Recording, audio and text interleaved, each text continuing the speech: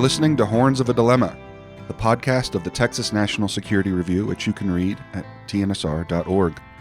My name's Ryan Evans. I'm the publisher of TNSR and the founder of War in the Rocks. In this episode, I sat down with my friend Philip Zelikow to talk about his recent TNSR strategist article, Confronting Another Axis, History, Humility, and Wishful Thinking. Enjoy the conversation. What were you hoping you would accomplish by writing this article? I wanted to address the fact that people sense a group of adversaries emerging and they're casting about for how to think about them. They usually pull up analogies like Cold War II or another axis. And I thought it would help us think about this group of adversaries first by really thinking about how those other groups really worked and what was alike and not alike about the situations. But then after I did sort of like, let's really talk about the history of those other groups and how this one is different and similar in some ways. But then I wanted to carry it into current events.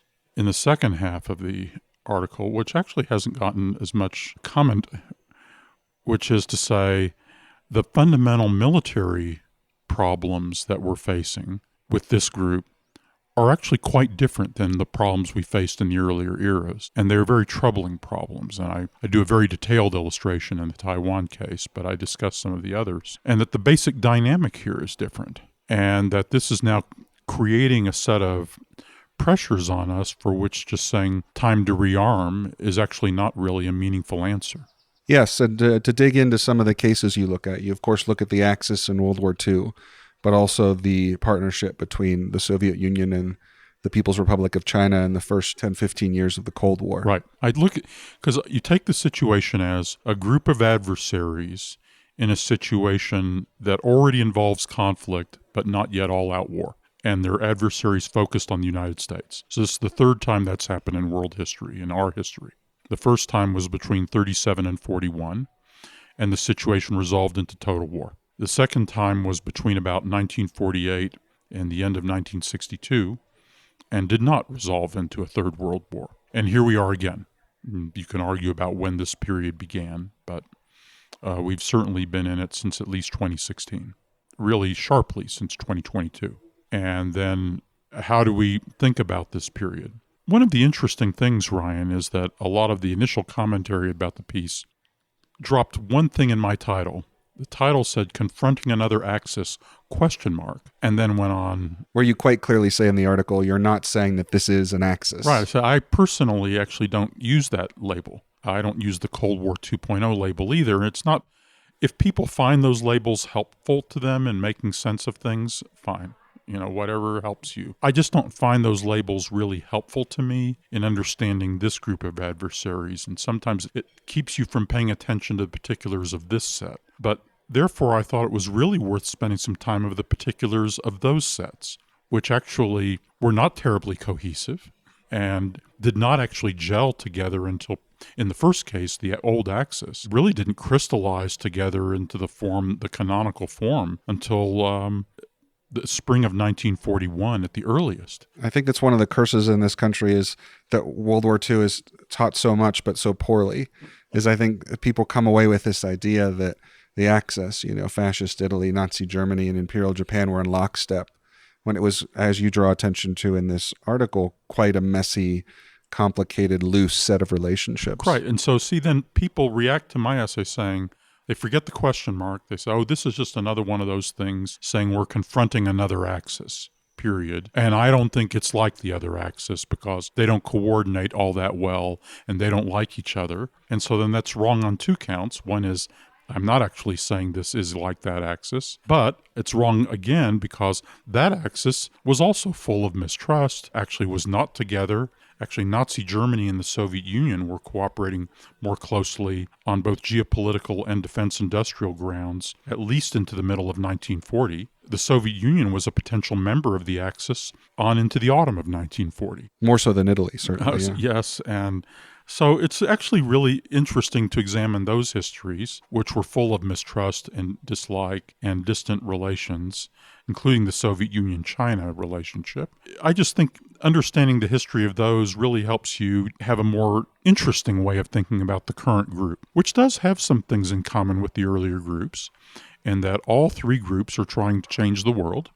They think we're at the center of what they need to change, and that somehow pushing us back is essential to their attaining their place in the sun, and they believe that we're doing everything we can to kind of keep them down in one way or another. And then, but beyond that, it's kind of all sorts of opportunistic relationships that are driven by circumstance and some personal connections, like the personal connection between Xi and Putin is very important. But it's its own thing.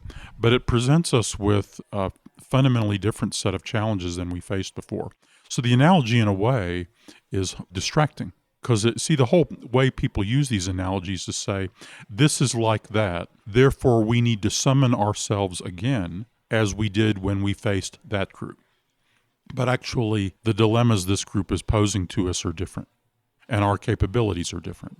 One of the lines that got attention, especially in the press, how highly you rate the possibility of worldwide warfare. But you also contextualize that in a discussion of how do you measure this sort of risk, which I thought was really interesting. This is a really good point to stress. I said that there is a serious possibility of worldwide warfare in the next 1 to 3 years.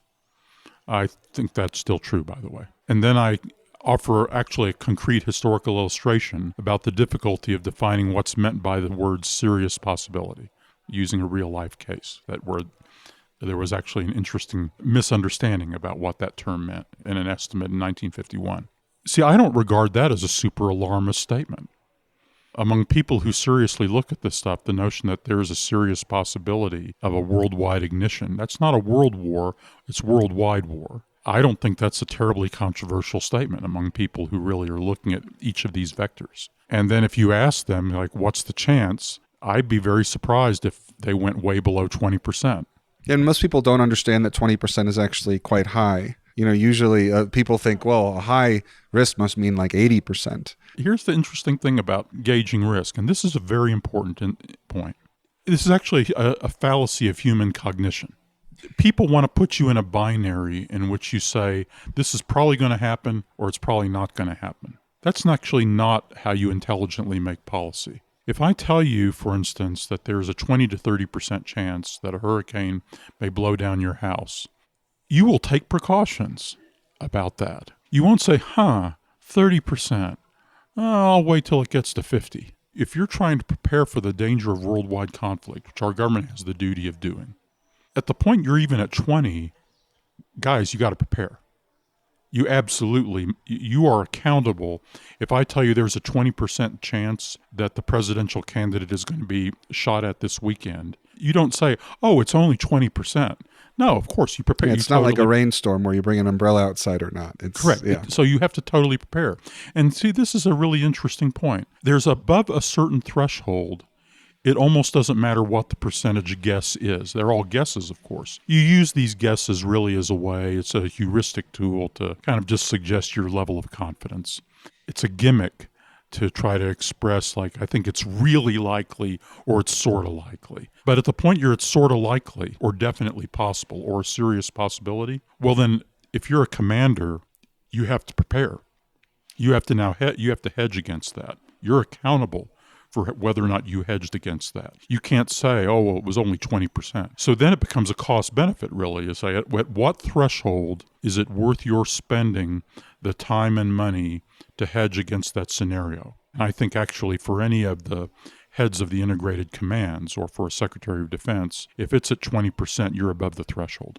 Let's zoom out a bit and go back to certain aspects of the case studies. So with the Axis and what became World War II, the aspect I want to focus on here is what made these theaters of Asia and Europe converge in a way that perhaps some people didn't expect. Of course, Pearl Harbor was sort of the spark, but there's a deeper story that you tell here. I do. One of the striking things about the story, first of all, is, and I say it's one of the sources of humility. First, we mostly don't understand what they're thinking because they're constantly changing their thinking. And they're changing their thinking in response to very close readings of factual circumstances in ways we may not understand or know about. and it's volatile. We think that their preferences are stable. Their preferences are historically are not stable. They're changing dynamics, changing alliances, and really in these cases quite rapidly making decisions. Stalin makes a decision to authorize and support an invasion of Korea that a month earlier he was saying no to. Boom. Many other examples of this. And we often don't understand why they're changing their mind. In this case, you have to think back and ask yourself, how are they reading the world? It turns out in all these cases, they are extremely attentive to what's going on in other parts of the world. So take the Japanese. The Japanese are neutral, don't want to join with Germany, and in fact are maintaining pretty good relations with the Soviet Union. While fighting their own major war in China. The German victory in France decisively changed the outlook of both Italy and Japan.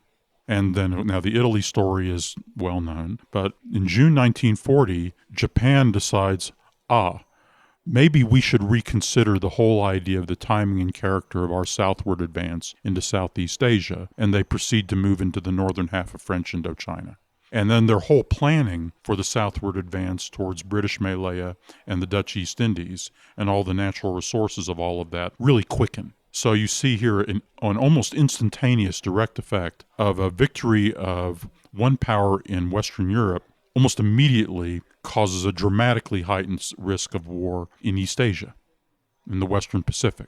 There are other examples of this in which each side is kind of reading things that are happening in the other parts of the world. Hitler is tracking these sorts of things very carefully. All these countries are. So they're reading a worldwide situation and making decisions about what to do in their neighborhood based on what may be going on the other side of the world. So the notion that the Chinese, are going to make their own decisions and don't care what happens in Ukraine is possible, but the history would suggest there's a pretty good chance they're paying really close attention to that. And especially these theaters are very close in that Russia's biggest backer in terms of direct armaments is North Korea. Yes, and Iran, and then indirectly China. China has, as our government has now explained, while not providing formal munitions, China, more than any other country, has now rebuilt the Russian military and made a comprehensive decision, probably in early 2023, to do that.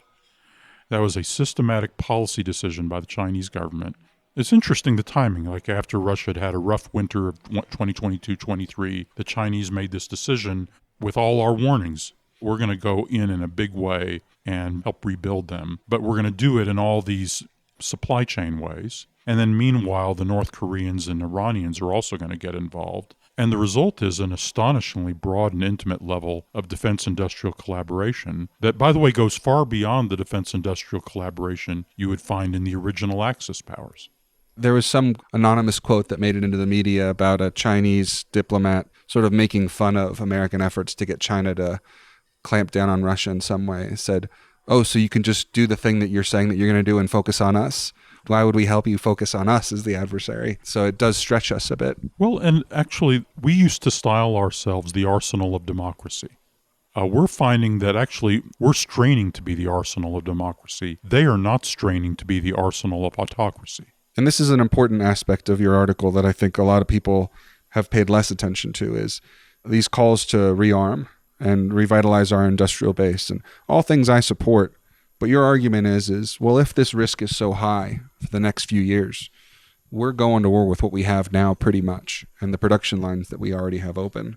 Talking about rearmament is not going to solve the acute risk and problems we're facing now. You've grasped the point very well. It's not kind of some theological opposition to more defense spending. It's just a purely practical analysis is, okay, let's work through the requirements for what you're trying to achieve, in the next 1 to 3 years. By the way, I make the argument, and actually it's partly in praise of the Biden administration. There was a time 3 years ago in which everyone thought time was on China's side. I think actually the Chinese probably now do not think time is on their side. If you look at a whole series of trends that they would be watching, we're rearming. The Europeans are rearming. Much more importantly, the Japanese are starting to rearm. There's the stuff that's going on with the Philippines and other things. So the Chinese kind of could look at this and say, is our net situation 5 years from now really better than it is today? And arguably, their answer is going to be maybe not. So that actually puts pressure on them to, yeah, but what about the next 1 to 3 years? So then you simply do a very practical analysis. Okay, I see all these calls to rearm in the face of the threat. Just do the work. What does that produce in relation to your force requirements in certain timelines in the forces that are going to need to be usable and relevant in certain very difficult scenarios? The scenarios I postulate are not, frankly, the easier scenarios that folks usually tend to focus on. They tend to be scenarios in which the escalation burden is actually on us, not altogether on them. And so I kind of come to the conclusion that most of these calls, whatever their merits, are kind of outside a timeline that's relevant to my concern. Another aspect of this that you discussed, this actually touches on a conversation we had shortly before we started recording, is, we're out here at the Clement Center of UT's summer seminar in Beaver Creek, Colorado. Got a great view of the aspen trees in the mountains here. And you taught your seminar on microhistory in World War I, and then basically about whether the war could have been ended in 1916. And without getting too much in the details of this case, you've done this with the Philippine War as well, as you bring the documents and knowledge that were available to policymakers at the time, and you put students in their shoes and ask them to inform and make decisions as if they were in that time, which I think is a tremendously useful exercise. And one of the things we were discussing is how few students zero in on the economic aspects of that time. And this also applies to your article. It does. Because you very much focus in your recommendations on economic deterrence and economic measures. I make an argument that says the particular scenarios that I'm most worried about are scenarios in which, see, we all think we're trying to deter them, but they think they're building up capabilities that are meant to deter us. So they're going to create certain situations in which the burden of escalation will be on us, not on them, and they will deter us from intervening or escalating. And I give examples. So then you can look at that from a military point of view, and you can be a bit discouraged, especially if you look across all the vectors, really all four of the vectors, if you treat North Korea as a separate vector of its own, rather than a lesser part of another vector. And you could pretty well come to the conclusion that if they play this in a certain way, we just don't have the capabilities to be able to convincingly shoulder the burden of escalation, even if we wanted to, and the next administration may not want to. Then I really call out that almost all these analyses, which can be very discouraging, overwhelmingly focus on the military dimension. And this is characteristic of a lot of the geopolitical discourse now, is all about invasion scenarios and this and that. And I spend a lot of time also on economic policy. And it may turn out that our most effective deterrent tools are actually in the realm of economic and financial policies that a lot of strategists don't really focus on very carefully. And we actually have an empirical record now with some of this, partly with what you can do to constrain another side's economy, but also what you can do to help our side. In the China case, this is especially dramatic. The choices are especially dramatic, especially since even it's not very well understood, though if you think about it, you realize it. Even a very small war with China would have global economic calamity with it. All of our economic relationships with China and all investments immediately get frozen and terminated or severed, like instantly, even in a very small war between the United States and China. So you get a global economic catastrophe. And global trade virtually might shut down, even in a small war. And probably international financial panic and many things, even in a small war. And then if you think your military options are problematical, well, let's just work the economic stuff as hard as we're working the economic stuff. And we're not. And fortunately, there are now some people who are beginning to do some really useful work in raising these questions and exploring these subjects. And I'm very supportive of some of that work. There's a new paper by Hugo Bromley and Ike Fryman, for example, that's out of Hoover that explores some of the financial stuff with China in a crisis. The Rhodium Group has done some interesting explorations, but mostly we have to make sure this isn't self-deterring, is that where you get in an argument, someone says, well, if you intervene to help Taiwan, you're going to blow up the world economy, so don't intervene, because Americans won't like that. Chinese may not like that, but Americans will like it less. So, and the Chinese may think they can ride that out better than we can, so that actually they're deterring us with the economic threats, not the other way around. And maybe if we really do the analysis and the work, that's going to be where we end up. But I'm not sure that's the case. I'd like to talk a bit about some of the responses and reactions that you've gotten. Were there any that made you wish that you had written the article any differently? No, I actually feel pretty good about where the article is right now.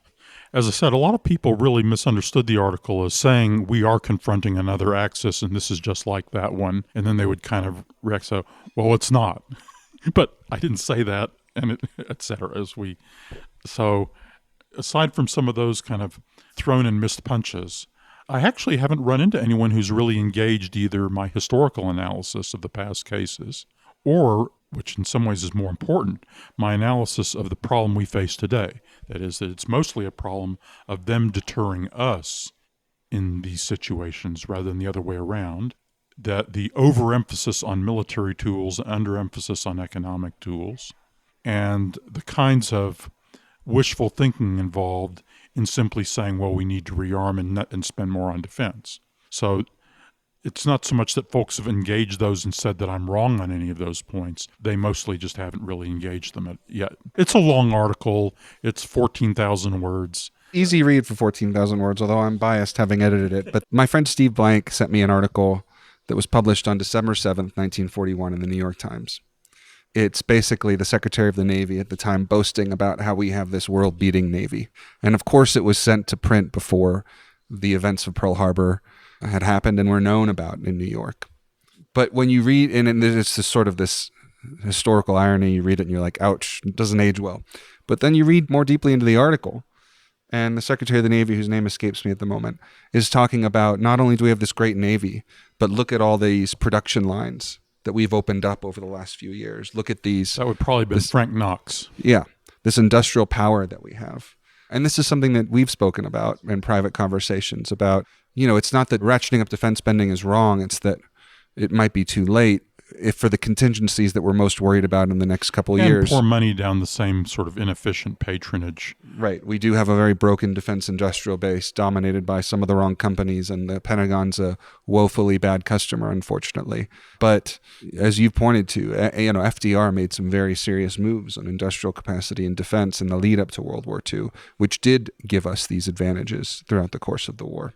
When you study the World War II story closely, which I have, one of the impressive things is actually the extent of adaptation in the United States immediately after the war began. We went in with a very bad policy on natural rubber, for example, which Hitler thought would become a crippling liability for us because we lost almost all our natural rubber supplies. And then we actually redid the policy on that and fixed it in 42 and 43, which was a lifesaver. It's a pretty unknown story that Alexander Field has recently retold. But on issue after issue, we actually greatly adapted our approaches to how we did things, and then very rapidly implemented the adaptations in a whole series of ways that are unglamorous but very attractive about the American government of that period. That's its capacity to do trial and error, but also its capacity to study its mistakes, learn from them, rapidly change and execute at scale. For instance, when I talk to people about military modernization, one of the arguments they make to me is it's really very hard for us to put a lot of stuff in some of these new systems because we'd have to take money away from our existing modernization programs. And my answer a little bit is you need to redefine what modernization is. If you can't produce relevant power rapidly and at scale, it is not modernization. Have you met Steve Blank? I have met Steve. Okay. We worked. I feel like you two would be fast friends, so I'm not surprised. Well, I ran into him. Yeah. I heard some work he was doing on a semiconductors project that I was involved in, and I was very impressed with what he had to say. Yeah, you two are definitely rowing in the same direction. I actually just spoke with him earlier today. I'd like to change course a bit and talk a little bit about the professional experiences you had that led to you thinking about the world in the way that you do. You originally started out, as I understand, as a lawyer. Could you talk about that experience? Woody Allen had a funny line that he opened a memoir saying, I started out as a child, and then I became a lawyer. I was a criminal and civil rights lawyer doing both trial and appellate work in both state and federal court in Texas. Did about a dozen jury trials, and this was long ago. Back when Texas was a turbulent place, unlike the peaceful place it is now. And this was mainly in Houston. And I also clerked for the Texas Court of Criminal Appeals. Then, actually, a few years into that, I was interested in foreign policy, and I'd heard that I'd never met anyone who worked in foreign policy, but I went to a school, which was Fletcher, that claimed to teach people to do this. It was the only one of those schools that let me in. What made you interested for that kind of career change, though? Not just from being a lawyer to foreign policy, but also from Texas to Boston. Well, I was really interested in history and foreign relations. I was very interested in working on the operational details of foreign policy. And when I was in graduate school at Fletcher, I actually was very impressed with the idea of just becoming a foreign service officer so that I could just get to work on line operational issues, not highfalutin bloviating about the world. And I actually did become a career foreign service officer and had a very eccentric career in the foreign service. What year did you join the foreign service? 85. And what was your first job as a foreign service officer? It was very unusual. I had cross-registered a lot in classes at Harvard and MIT when I was in school, working a lot on nuclear and conventional force planning. And I was actually tabbed as soon as I entered the Foreign Service to come work on the arms control talks that we were then running with the Soviets on conventional forces, and actually then quickly became the political advisor to what would later become known as the CFE talks. The initial delegation organizing those talks, and that was my first tour in the Foreign Service. I did my consular work when the talks were out of session. And then you went on to work for George Shultz when he was Secretary of State. I was pulled up to the State Department's Crisis Center and then went to work on what's called the Secretariat Staff, which is kind of a nerve center supporting the State Department's 7th floor while Shultz was secretary. And then as the Soviet Union was beginning to unravel, you went to go work for the George H.W. Bush administration. What did you do for them? At the beginning of 89, the head of the European and Soviet Directorate back then, which was one thing, which is a guy named Bob Blackwell, recruited me and Condi Rice to come over to help him. Condi was this promising young professor at Stanford. Is that how you first met her, or did you know each other before? We actually came to work the same day, about a week after Bush 41 was inaugurated, in adjacent offices. I'm working on European security. She was working on the Soviet Union. We had a very busy couple of years. We were also very fortunate in working for Brent Scowcroft and Bob Gates and alongside people like Jim Baker and Bob Zelikow and Dennis Ross, which was a very high caliber group of masters with whom to apprentice. So from working on these major issues, European security, the unraveling of the Soviet Union, the Gulf War as well, and then you wrote what I believe is your first book with Condi Rice. It was an international history of German unification. An issue you worked on very closely. Yes, but also using all the available materials in both German and then later that were also in Russian. And then having written the dissertation on that, I enlisted Condi to deepen my understanding of the Soviet side and the Russian language materials. And we wrote that book together and was published in 1995. And cited, by the way, all our sources. I had access to all the classified stuff in the U.S. government on this. But I figured out a way in which even if the documents were not declassified, I could still cite them because the citations were unclassified. So I could at least show people what sourcing we were using. And then the National Security Archive took the book and used the footnotes to run the largest FOIA request they had ever filed to that day. Oh, wow. It formed a generation of history work. And, from there you were Harvard for 7 years, the Miller Center at the University of Virginia. When did you begin to consider yourself and to work as a historian? And who were your biggest influences on that front? That was when I went back to Harvard. I was recruited to come teach at Harvard. I was about to go back overseas in the Foreign Service, and Harvard recruited me to come teach the Kennedy School. The search committee was led by Ash Carter, actually. And when I went there, I had a lot of thinking to do about how to teach there and what to teach. And I actually found that teaching about history and writing history was most interesting to me because it felt most lifelike. And it felt like the most lifelike way of exploring the kinds of policy issues that interested me. I think actually a lot of other ex-practitioners have had the same experience. And the dominant influence and the person I began teaching with a lot was Ernest May. Actually, I also worked a lot back then with Richard Neustadt as well. And the three of us taught year after year together. And then May and I became close friends. And must have been an amazing books together. Experience, intellectually, personally too, I'm sure. But to be able to work. I think he was, I regard him as the premier historian of American foreign relations in his generation. after you ran the Miller Center, which does important work on the presidency, the Bush administration began. You were not in the Bush administration at the very beginning. Yes, I had opportunities to go in and did not. In fairly close succession, you have 9/11, of course, and then the invasion of Iraq. What were your perspectives on these in real time? I was deeply involved in the counterterrorism issues. I was serving on the President's Foreign Intelligence Advisory Board and working very hard on counterterrorism issues there. I even drafted the famous National Security Strategy as a private citizen, though it turns out I was not the author of the infamous preemption language. Others took that language from the section in the document in which I had placed it and moved it to another section of the document for reasons which at the time I didn't understand. When folks started really focusing on Iraq in the summer of 2002, I was not in government. And I was so focused on the terrorism issues that the Iraq stuff bewildered me. And I actually remember talking, I was very close to Brent Scowcroft, and Brent's views on all of this were very similar to mine.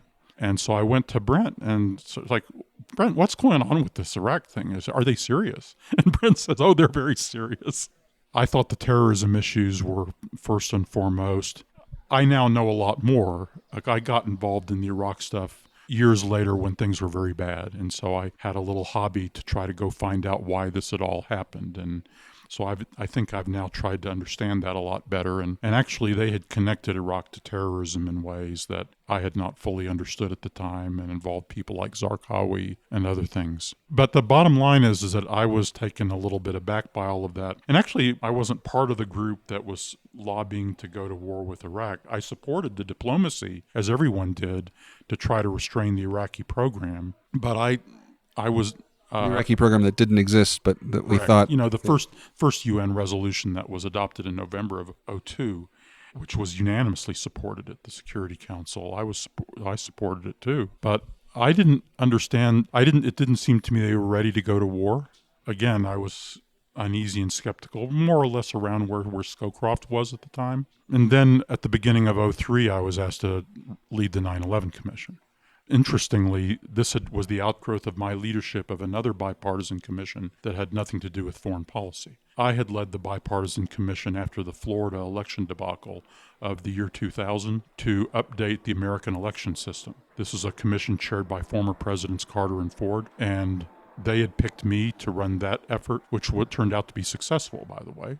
I won't go into the details, but then people who'd been involved in that effort commended me to the Democratic vice chair of the 9/11 Commission, a man named Lee Hamilton. And Hamilton urged Tom Kean to look at me, who was the Republican chair of the commission, former governor of New Jersey, and they offered me the position as executive director of the 9/11 Commission.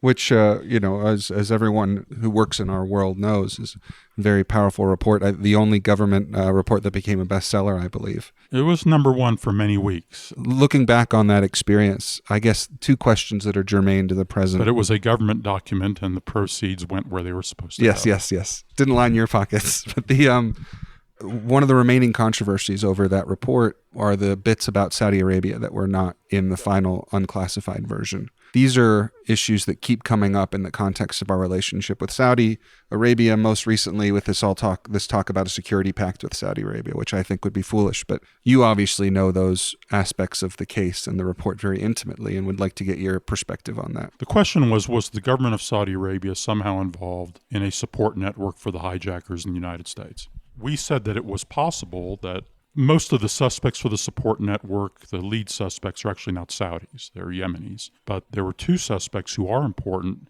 one in particular who are Saudis, one of whom was a government official. And we said in our report that we laid the evidence out, pro and con, and so we don't know whether you have to be careful when in a government report you say someone's an accessory to mass murder. We simply said we don't know.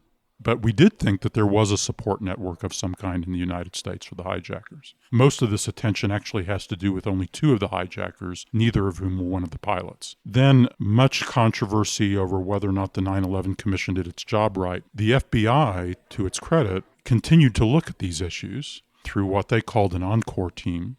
Then Congress created a 9/11 Review Commission, this is not well known, to re-examine these very specific issues and decide whether or not we'd done our job right on this matter. The 9/11 Review Commission presented it, and I was not part of that, presented its findings in 2015, and actually its findings said that Our original report is about as good as it can be on this and reaffirmed our conclusions in 2015. Meanwhile, the FBI continued to work on this, kept examining more evidence. Also, teams of journalists have gone back through some of this material again and have published the fruits of some of this, including digging up some things that we didn't have access to at the time now many years ago. I will say that at the moment, it doesn't look like it's possible yet to go beyond where the report was on these issues and these suspicions. There is a lawsuit in New York that has been running for a number of years, and the people involved in that lawsuit have been working very hard to dig up some additional evidence, and that may get its day in court.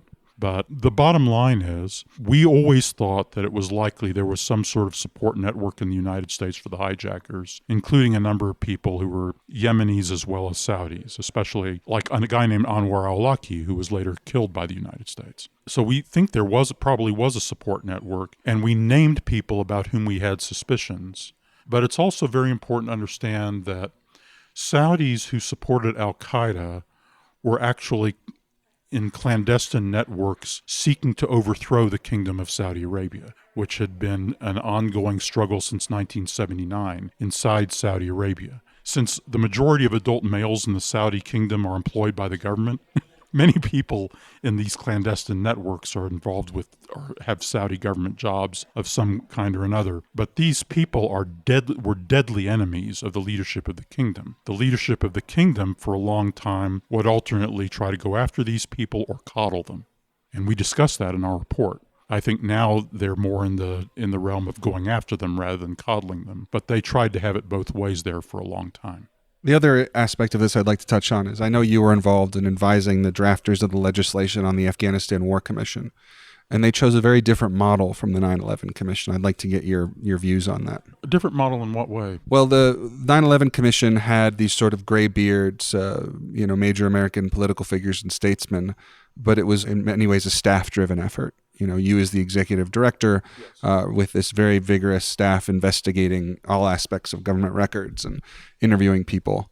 Whereas what they've done with the Afghanistan War Commission seems to be very different. There's, of course, a staff in support. My friend John Schroden's the research director, but it seems like it's much more of a commissioner-driven, commissioner-involved effort.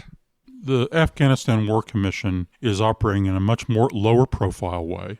It was slow in being created, slow in being funded, slow in getting going. But some of the commissioners, who are not themselves public celebrities, are quite dedicated and capable people. So in a way, they have shouldered a burden of leadership on themselves in these different circumstances to try to get this thing to succeed. One of the points I made to them is you'll end up being judged by the quality of the work. And if you do outstanding work, that's what's going to give you your credibility. And I think that they've taken that lesson to heart, and now we'll see how well they can execute. Well, this has been a great conversation, and the next time we'll have to get to the most recent 20 years of your career, because we only got to the early 2000s.